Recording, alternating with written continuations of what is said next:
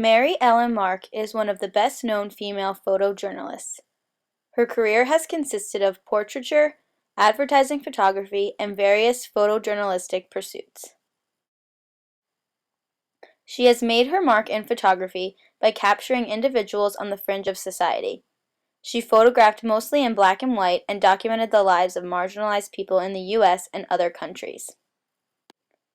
She immersed herself in the lives of her subjects to earn their trust and understand them as individuals. She lived in the societies that she photographed and took risks to understand them.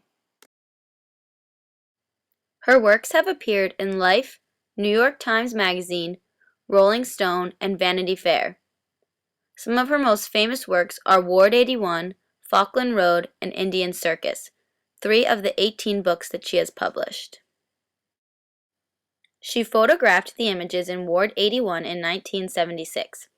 She stayed in a high-security women's ward at the Oregon State Hospital for 2 months in order to capture the moods and ongoing anxieties of mentally ill women confined to a locked ward. This photograph from Ward 81 stood out to me because of the head-on perspective. This perspective makes the eyes the central focus of the picture. The eyes are clear but unfocused on the photographer, which emphasizes the lack of livelihood that the women have in the ward. Side lighting illuminates half of the face, which lets the picture give off mixed feelings, such as the women might have on any given day. This photograph from Ward 81 contrasts with the first one. This picture makes a woman in the midst of an anxious moment the center of attention. It focuses on the discontent and trapped nature of the ward. The first photograph shows defeated and unaware eyes to the viewer, whereas this one evokes a nervous feeling. Mary Ellen Mark also traveled to India repeatedly to photograph the prostitutes of Bombay. The book that came from this work is Falkland Road, Prostitutes of Bombay.